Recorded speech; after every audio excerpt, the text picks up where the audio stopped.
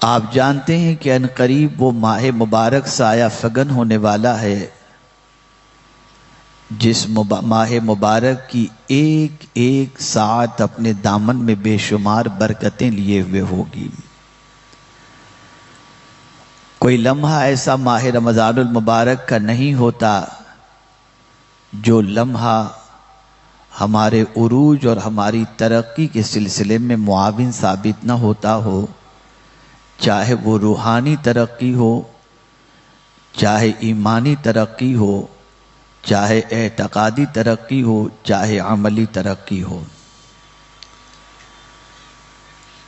لیکن بہت سارے مسلمان ماہ رمضان ایک رسمی طور پر گزار لیتے ہیں، اور ماہ رمضان جس مقصد کے تحت اللہ عز و جل نے ہمیں عطا فرمایا، اور اس ماہ مبارک میں جو عظیم تربیت ہماری ہونی چاہیے، جس کی طرف ہماری توجہ لاشعوری طور پر چند گھنٹوں کے لیے تو مبذول ہوتی ہے، لیکن مستقل یہ توجہ ہماری نہیں رہ پاتی۔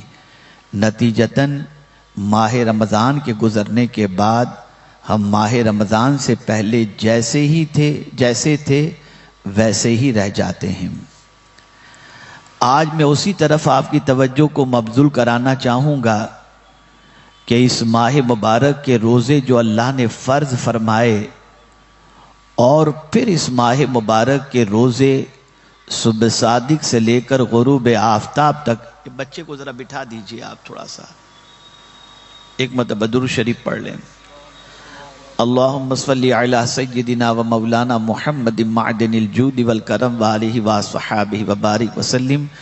میں مبلغین سے گزارش کروں گا کہ برائے کرم ادھر ادھر کھڑے رہنے کی بجائے بچوں کو ذرا بٹھا دیں۔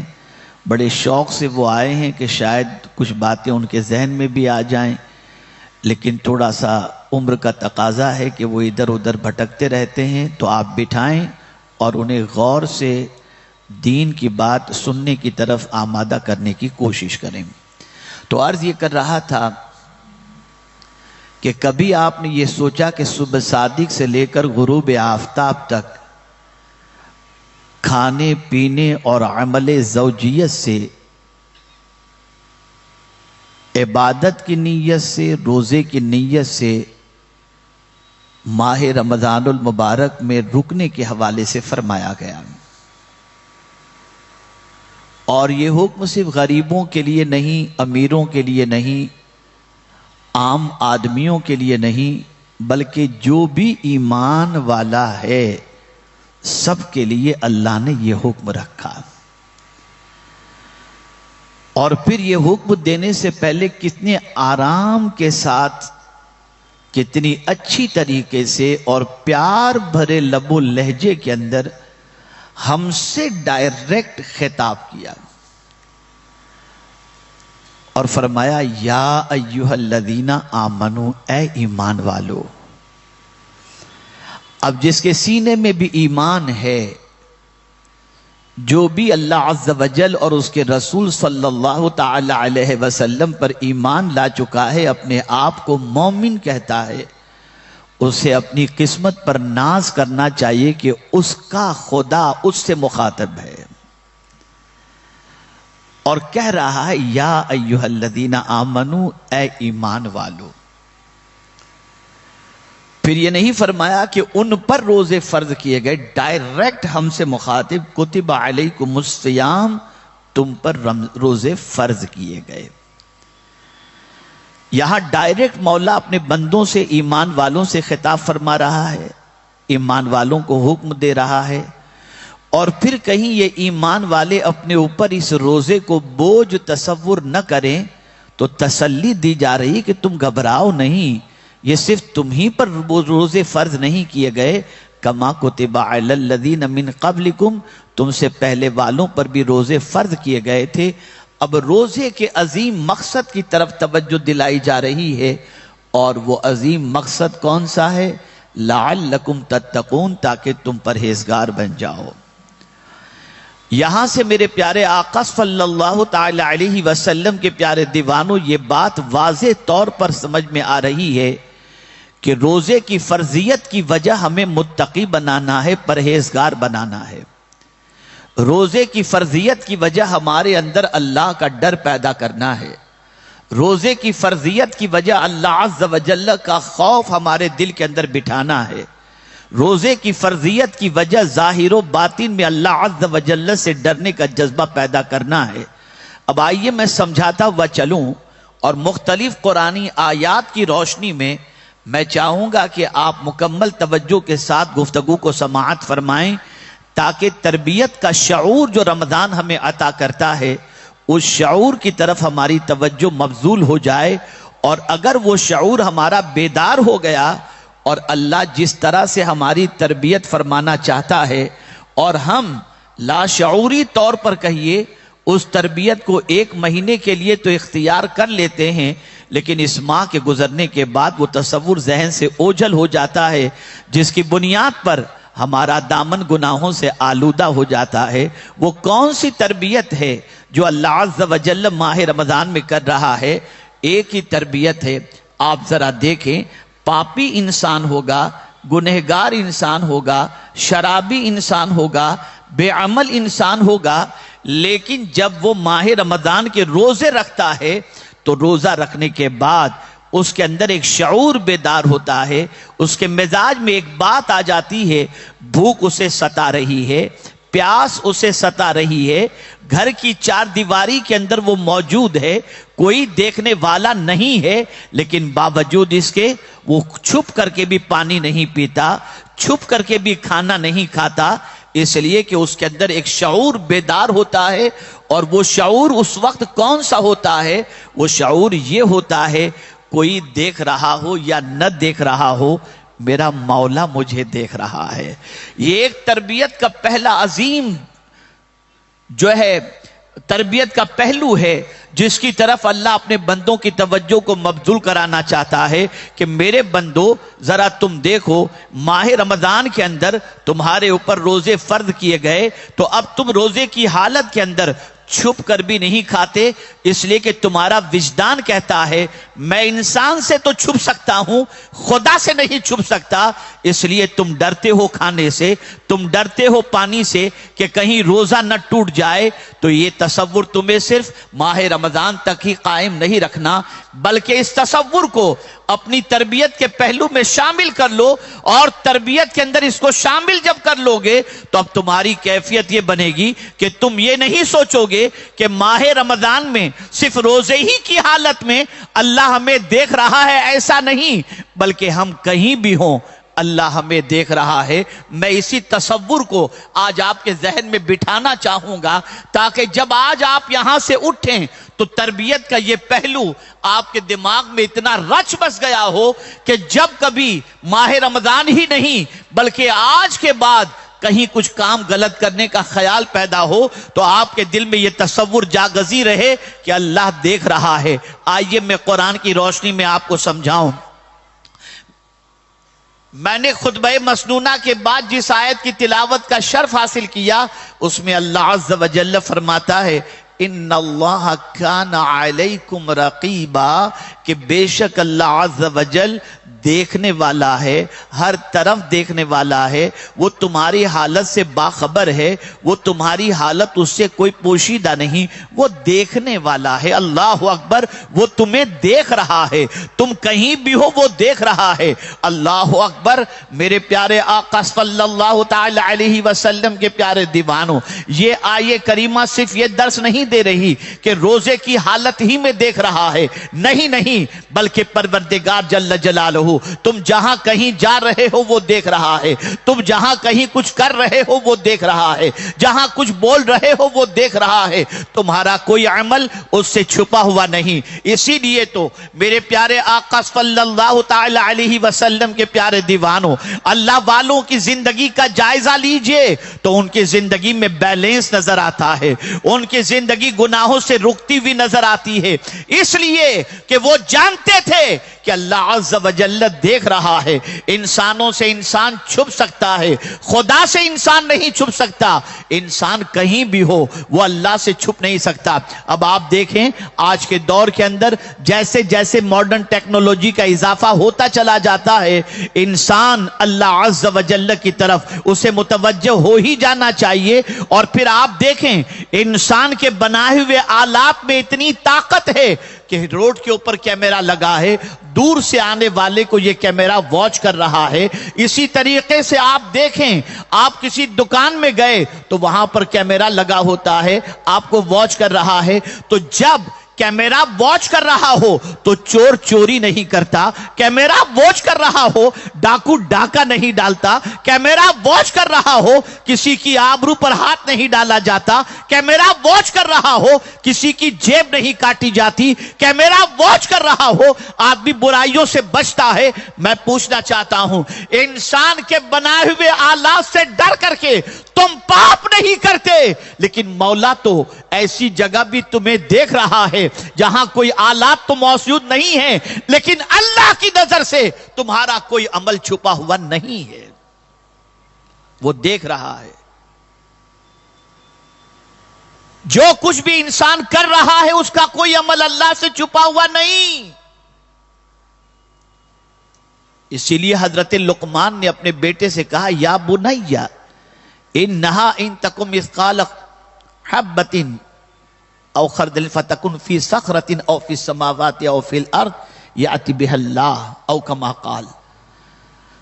حضرت لقمان نے اپنے بیٹے سے کہا ہے میرے بیٹے اگر ذرے کے برابر بھی، مثقال کے برابر بھی اگر کوئی عمل تم نے کیا، چاہے پہاڑ میں جا کر، چاہے آسمان میں جا کر، چاہے زمین کے کسی تہ میں جا کر، اللہ عز و جل وہ عمل تمہارے سامنے لا کر تم کو پیش کرے گا. کہیں بھی دنیا کے کسی علاقے میں جا کر، آسمان کی طرف بھی جا کر کے اگر کوئی چھپ کر کے عمل کرتا ہے تو وہ اللہ سے کوئی عمل انسان کا چھپا ہوا نہیں. اللہ عز و جل وہ سارے عمل پیش کرے گا اور بتائے گا میرے بندے یہ تیرا عمل ہے، میں آج تجھے دکھا رہا ہوں.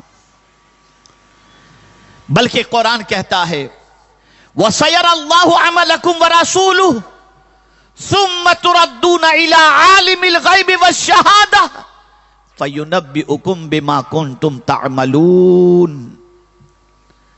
اللہ دیکھے گا، ان قریب دیکھے گا، اور اس کے رسول بھی دیکھیں گے. کیا دیکھیں گے؟ تمہارے کام کو. اللہ بھی تمہارے کام کو دیکھے گا، اللہ کے رسول بھی تمہارے کام کو دیکھیں گے. اور پھر قربان جائیے آگے کے جملے پر ثم تردون الی عالم الغیب والشہادہ.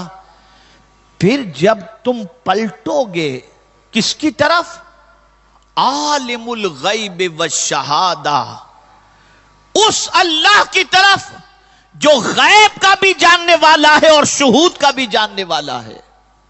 یہاں ایک بات آپ کو بتا دوں، عالم الغیب کے لفظ کا اطلاق اعلی حضرت عظیم البرکت امام عشق و محبت فرماتے ہیں یہ صرف اللہ کے لیے ہے. ہاں اللہ نے جن کو عطا فرمایا غیب کا علم، جتنا عطا فرمایا، اللہ کی عطا سے کسی کے پاس غیب کا علم تو آ گیا، لیکن اگر عالم الغیب صحیح معنوں میں کوئی ہے تو اللہ عز و جل کی ذات ہے. اور پھر اس کو اعلی حضرت عظیم البرکت امام عشق و محبت نے وضاحت کے ساتھ فرمایا کہ جس طریقے سے ہم جب اللہ کہتے ہیں تو یہ کہتے ہیں عز و جل،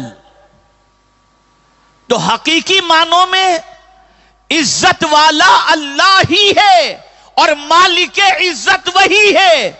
وہ جسے چاہے عزت عطا فرما دے. وَتُعِزُّ مَن تَشَاءُ وَتُذِلُّ مَن تَشَاءُ. تو اللہ کے لیے جب ہم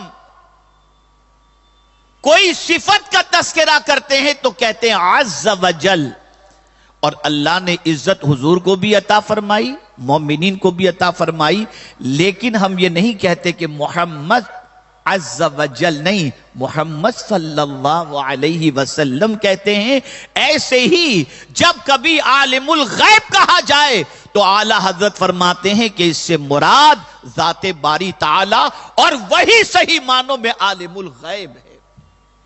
اب آپ سمجھیں، وہ چھپی ہوئی چیز کو بھی جاننے والا ہے اور ظاہری چیز کو بھی جاننے والا ہے، اس سے کوئی چیز چھپی ہوئی نہیں. اور پھر آگے کی بات کی طرف توجہ چاہوں گا، آیت کے آگے کے ٹکڑے کی طرف توجہ چاہوں گا. وہ لوگ جو یہ سمجھتے ہیں کہ بے خبری کے اندر کوئی دیکھنے والا نہیں، ہم جو چاہے کر لیں، نہیں، دیکھنے والی ذات خدا کی ہے، اس سے کوئی چیز چھپی ہوئی نہیں. اور اللہ فرماتا ہے فَيُنَبِّئُكُم بِمَا كُنتُمْ تَعْمَلُونَ. اللہ عز و جل تمہیں بتا دے گا جو کچھ کام تم کرتے تھے. کوئی تمہارا کام اللہ سے چھپا ہوا نہیں ہے، ہر کام کو اللہ تمہارا جانتا ہے اور دیکھتا ہے. اور جو کچھ بھی انسان کر رہا ہے، قیامت کے دن وہ ساری چیزیں اس انسان کے سامنے اللہ پیش کر دے گا، بتا دے گا دیکھ میرے بندے یہ تیرا کام ہے. اور میں تو جب اس آیت کریمہ کی تفسیر پڑھ رہا تھا تو میری عقل دنگ رہ گئی. اليوم نختم على افواہہم وتکلمنا ایدیہم وتشہد ارجلہم بما کانوا یکسبون. قیامت کے دن منہ پہ مہر لگا دی جائے گی، منہ پہ مہر لگا دی جائے گی. یہ کب لگے گی مہر؟ جب بندے کے سامنے اس کے اعمال پیش کیے جائیں گے تو وہ کہے گا میں تو یہ سب نہیں کیا تھا. وہاں بھی جھوٹ بولے گا، وہاں بھی جھوٹ بولے گا، میں نے تو ایسا نہیں کیا تھا. تو پھر اللہ اس کے منہ پہ مہر لگا دے گا، اور جس ہاتھ سے اس نے گناہ کیا تھا اللہ اس ہاتھ کو حکم دے گا اے ہاتھ بتا اس نے کیا کیا تھا. پھر ہاتھ بولنا شروع کرے گا، پیر بولنا شروع کرے گا. جو کچھ بھی ہاتھ سے کیا ہوگا ہاتھ بھی بولے گا اور پیر بھی بولے گا.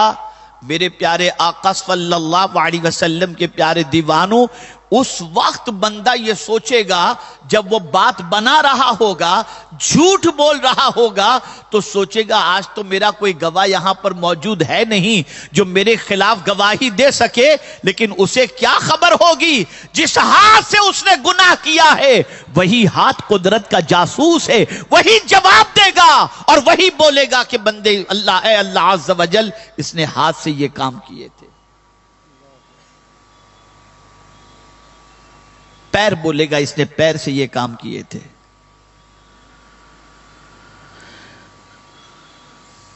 ایک اور مقام پر اللہ عز و جل نے ارشاد فرمایا اولا یرون، کیا وہ نہیں جانتے، اولا یعلمون، کیا وہ نہیں جانتے ان اللہ یعلم، بے شک اللہ جانتا ہے چھپا ہوا بھی تمہارا عمل اور ظاہر بھی تمہارا عمل، اس سے کوئی تمہاری بات چھپی ہوئی نہیں ہے، وہ تمہاری ہر چیز سے باخبر ہے. میرے پیارے آقا صلی اللہ علیہ وسلم کے پیارے دیوانوں، یہی وجہ ہے کہ روزے کی حالت کے اندر انسان ان تین چیزوں سے اس لیے بچتا ہے کہ ذہن میں یہ بات رہتی ہے مولا دیکھ رہا ہے، اللہ یہ تربیت کرا رہا ہے، ایک مہینے کی پریکٹس اللہ عز و جل روزے کے ذریعے کرا رہا ہے. اے بندے اس تصور کو تو ہمیشہ کے لیے قائم کر لے، میں صرف ایسا نہیں کہ ماہ رمضان کے اندر صبح صادق سے لے کر غروب آفتاب تک تجھے دیکھتا ہوں، بلکہ میری شان یہ ہے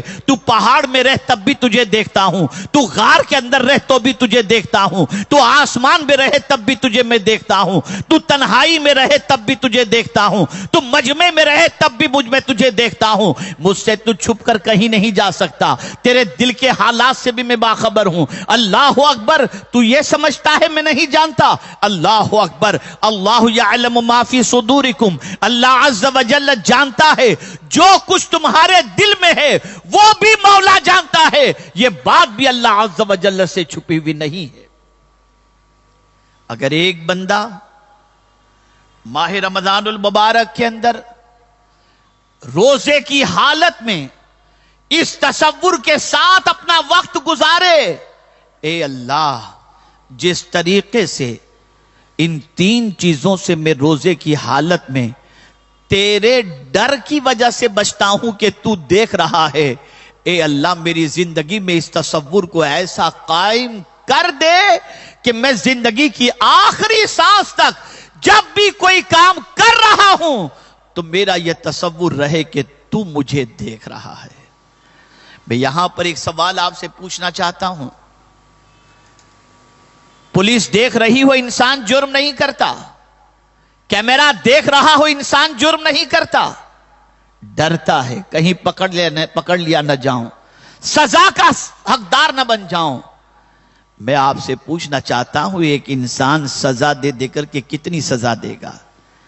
کیا سزا دے گا؟ کب تک کی سزا دے گا؟ اور کتنی سخت سزا دے گا؟ دنیا کے انسان کی سزا آخرت کی سزا کے کمپیر کے اندر اگر آپ دیکھیں تو کچھ بھی نہیں ہے. لیکن مجھے افسوس ہے دنیا کے پولیس والوں سے ڈر کر انسان جرم نہیں کرتا کہ یہ جیل کی سلاخوں کے پیچھے ڈال دے گا. دنیا کے داروگہ سے ڈر کر کے انسان جرم نہیں کرتا کہ یہ مجھے ہتھکڑی پہنا دے گا. دنیا کے انسان سے ڈر کر کے انسان جرم نہیں کرتا کہ کہیں بازار میں مجھے رسوا نہ کر دیا جائے. اے خدا کے بندے ذرا یہ تو بتا، کبھی میدان محشر کا بھی خیال آیا؟ کبھی پروردگار کا بھی خیال آیا؟ کبھی اس کے عذاب کا بھی خیال آیا؟ کبھی اس کی سختی کا بھی خیال آیا؟ کبھی اس کی پکڑ کا بھی خیال آیا؟ یاد رکھو دنیا کا انسان پکڑے تو اس سے آپ چھڑانے کا انتظام کر سکتے ہو، لیکن اللہ کی پکڑ اتنی سخت ہے کہ مولا فرماتا ہے ان بطش ربک لشدید، کہ بے شک تیرے رب کی پکڑ بہت سخت ہے. ہم بھول گئے کہ ہمارا مولا ہمیں دیکھ رہا ہے. آج جتنے بھی پاپ ہو رہے ہیں یہ بھی مسلم اکثریتی علاقہ ہے، ایک بڑی تعداد کے اندر یہاں مسلمان بستے ہیں. ذرا عادات کا جائزہ لے لیجئے، ذرا اتوار کا جائزہ لے لیجئے، ذرا زندگی گزارنے کا جائزہ لے لیجئے، ذرا حالات کا جائزہ لے لیجئے. آپ خود محسوس کریں گے کہ ہمارے بہت سارے نوجوانوں کے پیر پھسلے ہوئے نظر آتے ہیں اور نہ جانے کتنے جرائم کے دھبے ان کے دامن پر لگے ہوں گے. اے خدا کے بندو یہ چند دنوں کی زندگی ہے. ہم یہ بھی نہیں کہتے کتنے دنوں کی، چند دنوں کی کہنا بھی مناسب نہیں ہوگا. ہمیں نہیں معلوم ہم کتنا جیئیں گے، لیکن ایک زندگی اتنی لمبی ہے کہ اس زندگی کا تصور میں مولانا روم رحمت اللہ تعالی علیہ کی ایک حکایت سے آپ کے سامنے پیش کرنا چاہوں گا. شاید کہ یہ بات آپ کے دل و دماغ میں اتر جائے. پوری توجہ کے ساتھ آپ گفتگو کو سماعت فرما رہے ہیں، مزید میں آپ سے توجہ کا طلبگار ہوں. آپ دیکھیں مولانا روم رحمت اللہ تعالی علیہ ایک حکایت مثنوی شریف کے اندر نقل فرماتے ہیں. ایک بادشاہ تھا اور وہ اپنے حواریوں کے ساتھ، مصاحب کے ساتھ بیٹھا ہوا تھا. ایک بابا کا گزر ہوتا ہے.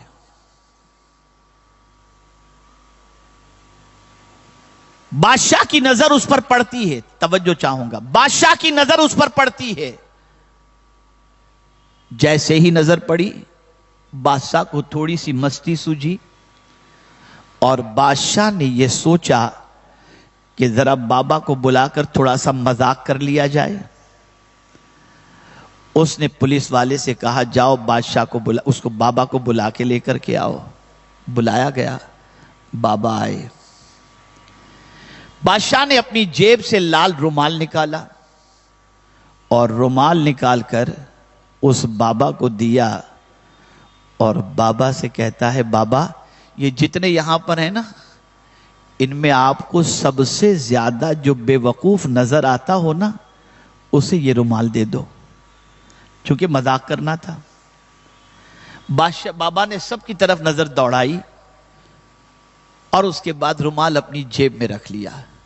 تو بادشاہ کا سارا پلان فیل ہو گیا۔ بادشاہ سوچا بڑا عجیب بابا ہے، یہ تو اپنی جیب کے اندر اس نے رومال رکھ لیا۔ پھر بابا سے کہا اچھا جاؤ بابا۔ بابا چلے گئے۔ کچھ دن گزرے اور کچھ دنوں کے بعد بادشاہ بیمار ہوا۔ ایسا بیمار ہوا کہ ڈاکٹر نے اس سے کہہ دیا کہ تم 3 دن سے زیادہ جی نہیں پاؤ گے۔ بادشاہ کی آنکھ سے آنسو نکل گئے اور روتے ہوئے بادشاہ نے کہا کہ اب زندگی جب اتنی مختصر رہ گئی ہے تو چلو ٹھیک ہے، ساری رعایا سے ملاقات ایک بار کر لی جائے۔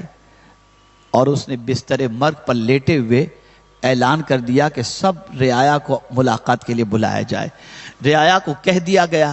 اب رعایا آنے لگی ملنے کے لیے، ایک ایک آدمی ملنے آ رہا ہے، مل رہا ہے، سب کچھ رہا ہے، بادشاہ دے رہا ہے جو کچھ اس کی سمجھ میں آ رہا ہے۔ اسی میں بابا بھی آ گئے، جیب میں رومال تھا، آ گئے اور بادشاہ سے کہتے ہیں وہ بابا، بادشاہ سلامت، یہ تو بتائیے کہاں کی تیاری ہے؟ پوری رعایا کو تم نے جمع کر لیا؟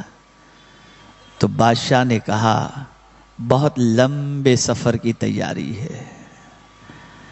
تو بابا نے کہا تمہارے سفر تو میں نے دیکھے ہیں، تم جب کہیں سفر پر نکلتے ہو تو پروٹوکول ہوتا ہے، پہلے آگے گاڑیاں جاتی ہیں، پھر گھوڑے جاتے ہیں، سواریاں جاتی ہیں، ہٹو بچوں کا شور ہوتا ہے۔ ارے میں سمجھ نہیں پا رہا کہ آج کون سے سفر پر تم جا رہے ہو، کوئی شور شرابہ نہیں۔ بادشاہ کی آنکھوں میں آنسو آ گئے۔ اس نے کہا میں ایسے سفر پر جا رہا ہوں جہاں کوئی پروٹوکول کام نہیں آتا، جہاں کوئی سواری ساتھ نہیں چلتی، وہاں تو سوار ہو کر جانا پڑتا ہے، کوئی سواری ساتھ نہیں ہوتی ہے۔ میں ایسے سفر پر جاتا ہوں جہاں گاڑیاں بھی نہیں ہوں گی، کوئی دوسرا بھی نہیں ہوگا۔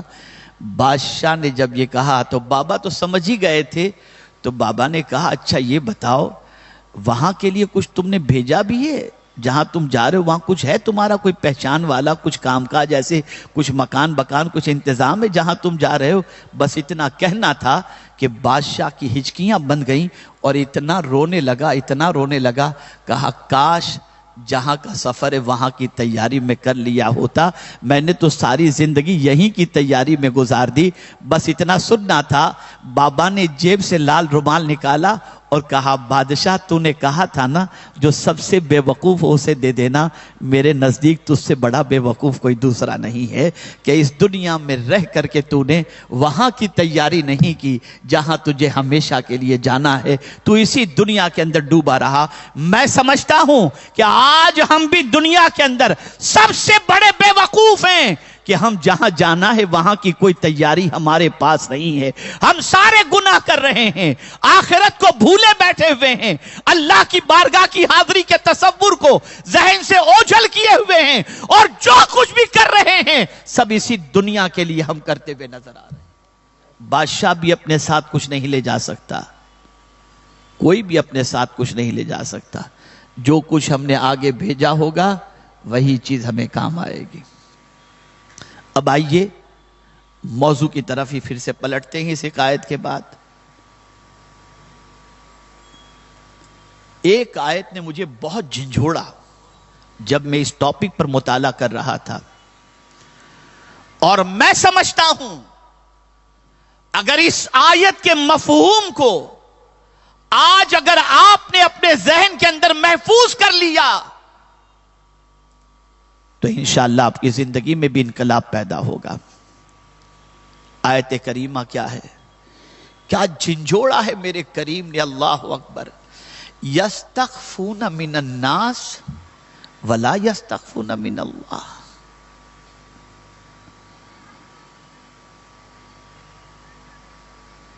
اے انسان تو لوگوں سے ڈرتا ہے؟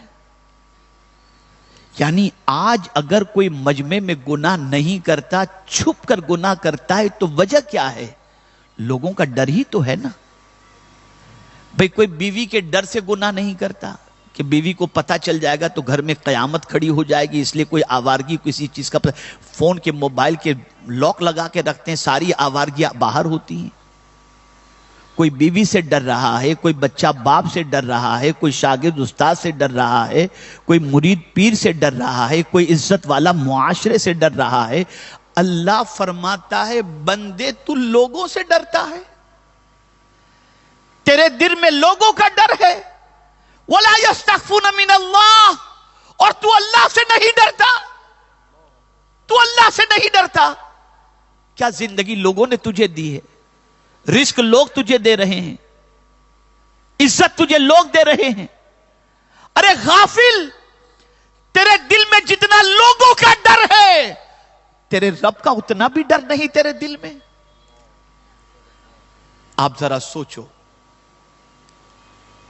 آپ ذرا غور کرو، آج ہم اپنے پالنہار حقیقی سے کتنے بے خوف ہو گئے کہ انسان کا ڈر جتنا ہمارے دل کے اندر ہے اتنا ڈر بھی ہمارے دل میں خدا کا نہیں رہ گیا۔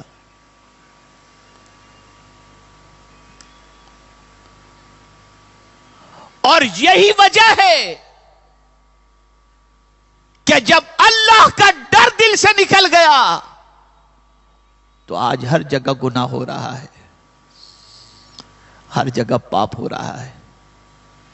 اے رسول اعظم صلی اللہ تعالی علیہ وسلم کے پیارے دیوانوں، اللہ فرماتا ہے اللہ تمہارے دل کی نیت کو بھی جانتا ہے، چھپی ہوئی بات کو بھی جانتا ہے، اس سے کوئی چیز تمہاری چھپی ہوئی نہیں ہے۔ اللہ سے ڈرو،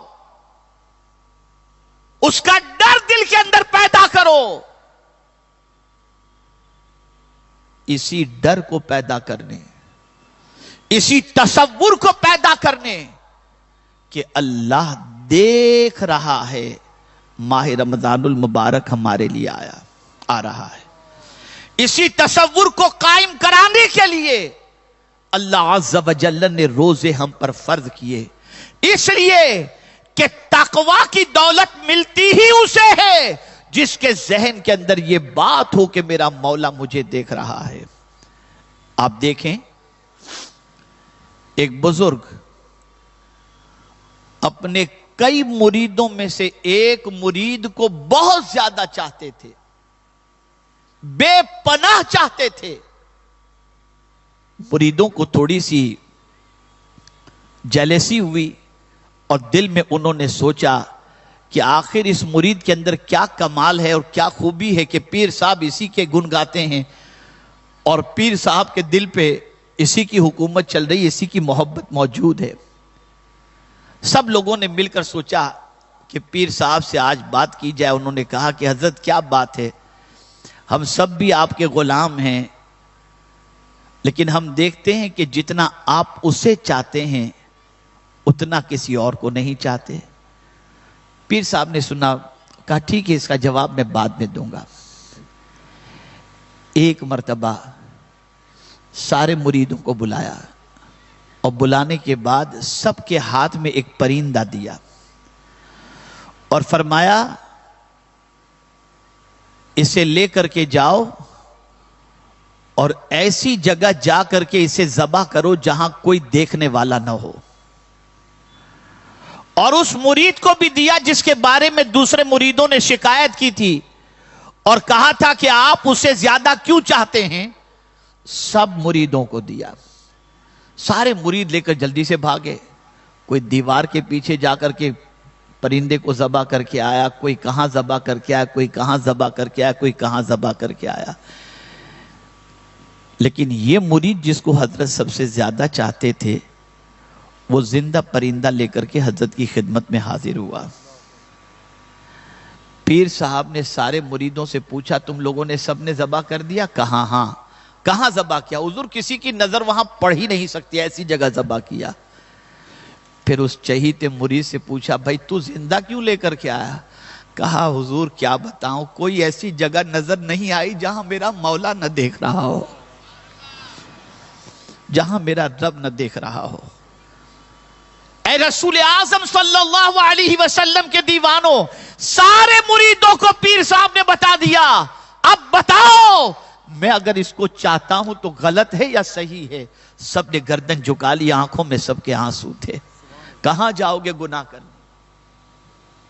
کہاں جاؤ گے؟ اب یہ تو ایک خوف والی بات ہو گئی، اب آئیے امید والی بات بتا دوں۔ جب ایک بندے کے دل میں یہ بات بیٹھ جائے کہ میرا مولا مجھے دیکھ رہا ہے، تو اب میں آپ سے پوچھنا چاہتا ہوں، اے رسول اعظم صلی اللہ علیہ وسلم کے دیوانوں، جب مولا ساتھ میں ہے، مولا دیکھ رہا ہے، کہیں بھی ہو مولا دیکھ رہا ہے، تو گناہ سے تو بچو گے، لیکن ساتھ ہی ساتھ تمہاری طبیعت ذکر کی طرف مائل ہو جائے گی۔ میرا مولا مجھے دیکھ رہا ہے، میں اس کا نام لوں۔ میرا مولا مجھے دیکھ رہا ہے، میں اس کا ذکر کروں۔ میرا مولا مجھے دیکھ رہا ہے، میں تلاوت کروں۔ میرا مولا مجھے دیکھ رہا ہے، میں سجدہ کروں۔ میرا مولا مجھے دیکھ رہا ہے، میں عبادت کروں۔ میرا مولا مجھے دیکھ رہا ہے، میں تسبیح کروں۔ میرا مولا مجھے دیکھ رہا ہے، میں ایسی زندگی گزاروں کہ میرا مولا مجھ سے راضی ہو جائے۔ میں پوچھنا چاہتا ہوں، آج پوزیشن یہ ہے کہ مالداروں کو دیکھ کر انسان نماز لمبی کر دیتا ہے کہ سیٹھ صاحب دیکھ رہے ہیں چندہ زیادہ دیں گے، اللہ اکبر، حالات بڑی تیزی سے کروٹ لے رہے ہیں۔ مجھے یاد ہے مدینہ منورہ میں ایک صاحب کو میں نے صحن کے اندر نماز پڑھتے دیکھا، تو میں نے کہا، یہ 20-25 سال پرانی کم و بیش بات ہے، میں نے کہا یار حرم شریف کے اندر جا کر نماز پڑھتے سکون سے نماز تمہاری ہو جاتی۔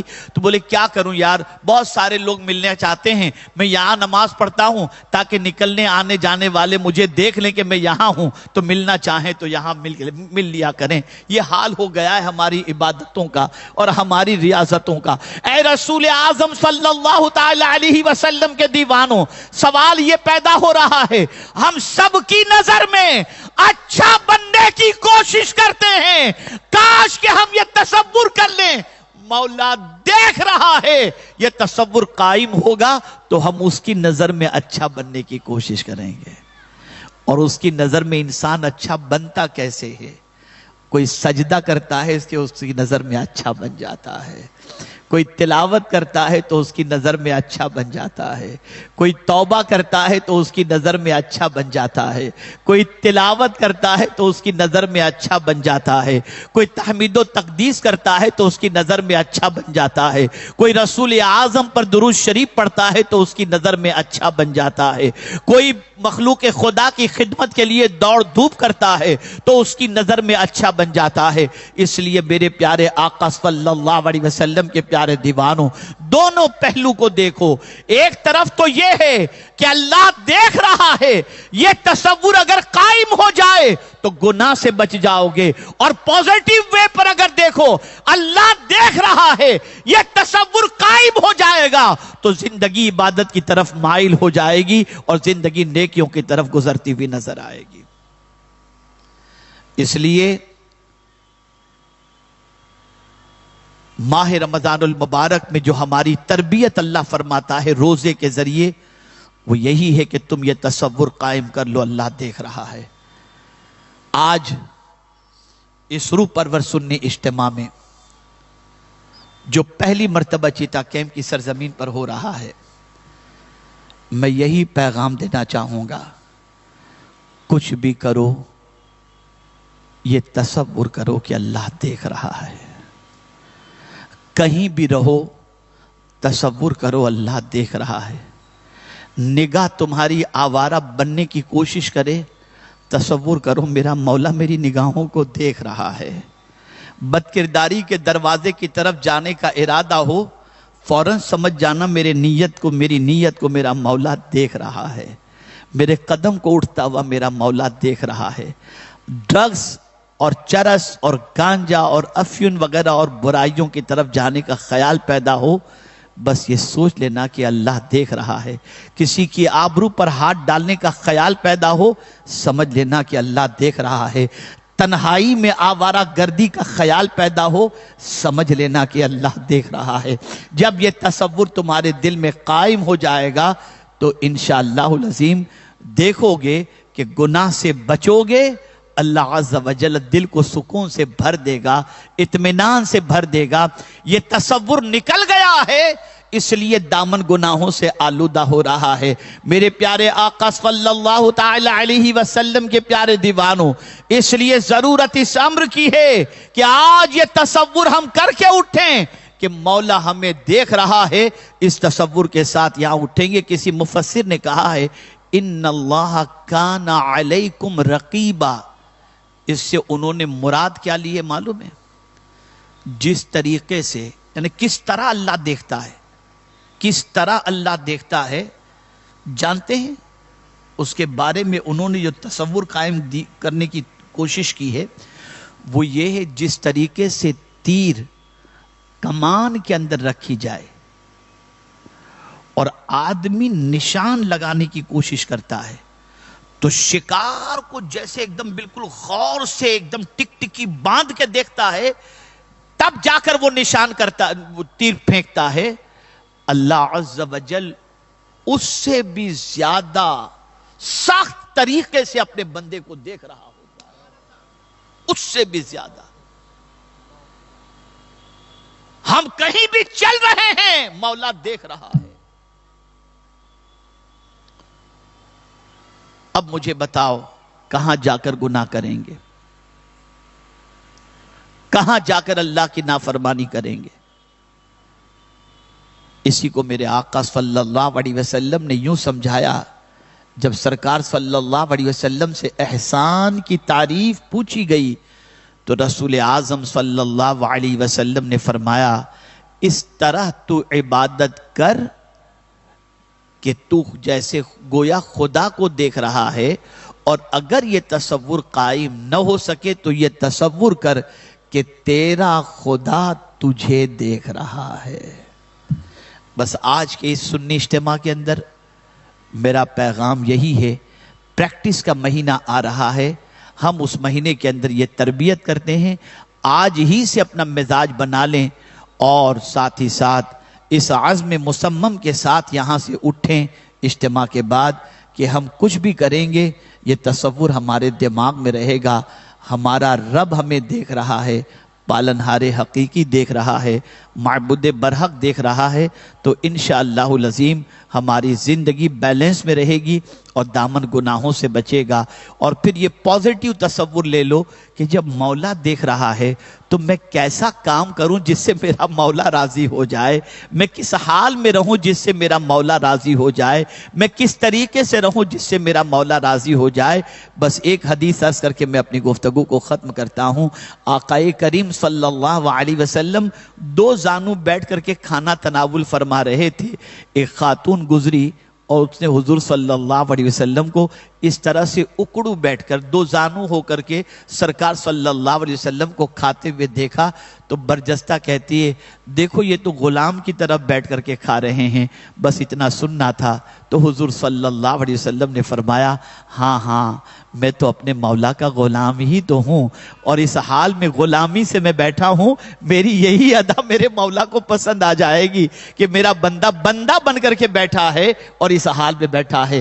میرے پیارے آقا صلی اللہ علیہ وسلم کے پیارے دیوانوں، ہم جتنا عاجزی اور انکساری کے ساتھ رہیں گے مولا اتنا ہی راضی ہوگا۔ مجھے ایک اور بات یاد آ رہی ہے اور وہ ہے حضرت ابراہیم ابن ادہم رحمت اللہ تعالی علیہ کی مسجد کے اندر گئے، رات کو عبادت کر رہے تھے اور عبادت کرتے کرتے کرتے تھوڑی سی تھکان محسوس ہوئی، رات بھر عبادت کرتے کرتے تھوڑی سی تھکان محسوس ہوئی تو مسجد کی دیوار سے ٹیک لگا کر مسجد میں اپنا پیر تھوڑا سا لمبا کر دیا، پھیلاتے نا تھوڑا سا یوں پیر لمبا کر دیا۔ مسجد کے ایک کونے سے آواز آئی، اے ابراہیم کیا بادشاہ کے دربار میں ایسے ہی بیٹھا جاتا ہے؟ کیا بادشاہ کے دربار میں ایسے ہی بیٹھا جاتا ہے؟ حضرت ابراہیم ابن ادہم نے جو مسجد میں اپنے پیر سمیٹے تو زندگی کی آخری سانس تک نہ کبھی مسجد کو ٹیک لگایا نہ مسجد کے اندر پیر انہوں نے دراز کیے۔ آپ ذرا سوچو، ذرا خیال کرو، یہ ہمارے جلسے اجتماعات جس طریقے کے مؤثر ہونے چاہیے ویسے مؤثر کیوں نہیں ہو رہے؟ اس کی بھی ایک وجہ ہے. اس کی ایک سب سے بڑی وجہ یہ ہے کہ ہم اس اجتماع میں آنے سے پہلے اس قسم کا من بناتے ہی نہیں ہیں کہ ہم وہاں جو سیکھیں گے اچھی باتیں اس پر عمل کریں گے. ہم تو آ جاتے ہیں، چلو سنی اجتماع ہے، چلو چلتے ہیں. آج یہ ہزاروں کی تعداد میں غلامان رسول کا جمع غفیر، یا آپ اتنی بڑی تعداد میں یہاں پر آج حاضر آئے ہیں. اگر اس نیت سے آتے کہ جو کچھ کہا جائے گا ہم اس پر عمل کریں گے.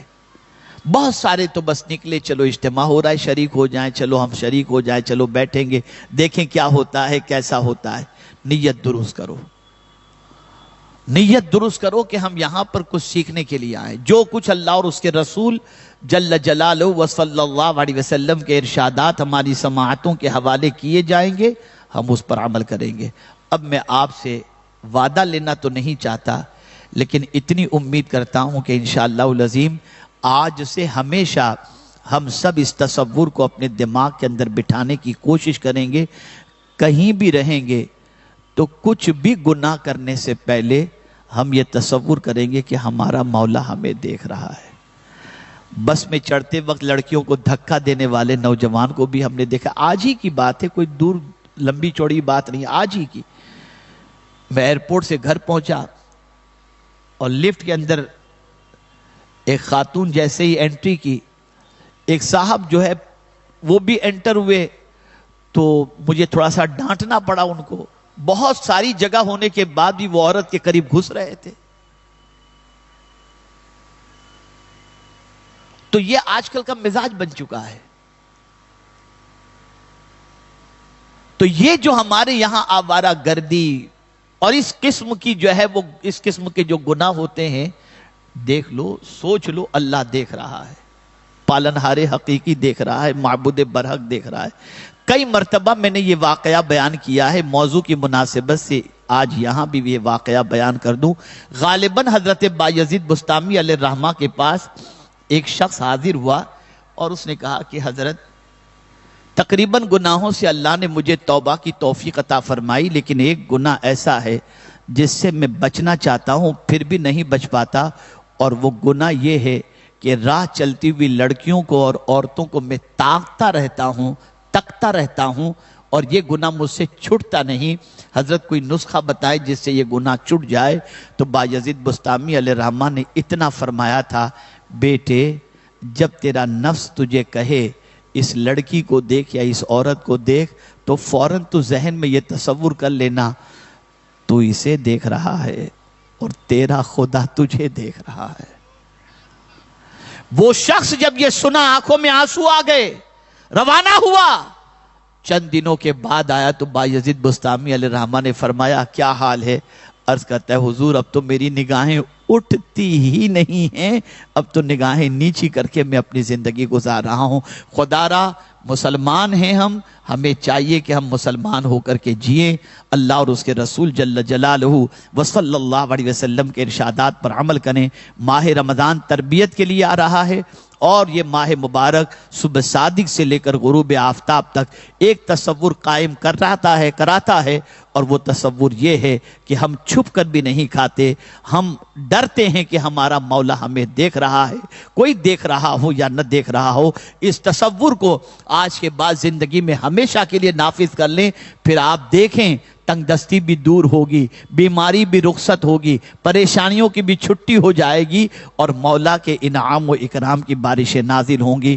اللہ رب العزت جل جلالہ آقا کریم رؤوف و رحیم علیہ تحیت و تسلیم کے صدقہ و توفیل مجھے آپ کو سب کو اللہ اور اس کے رسول جل جلالہ و صلی اللہ علیہ وسلم کے ارشادات پر عمل کی توفیق نصیب فرمائے۔ اور پروردگار جل جلالہ جب اپنی کتاب میں یہ ارشاد فرماتا ہے وَسَيَرَ اللَّهُ عَمَلَكُمْ وَرَسُولُهُ، اللہ عز و جل اور اس کے رسول تمہارے کام کو دیکھیں گے، تو بس اعلیٰ حضرت عظیم البرکت امام عشق و محبت کے اس شعر پر میں اپنی گفتگو کو ختم کرتا ہوں کہ کام وہ لے لیجئے تم کو جو راضی کرے، ٹھیک ہو نام رضا، تم پہ کروڑوں درود۔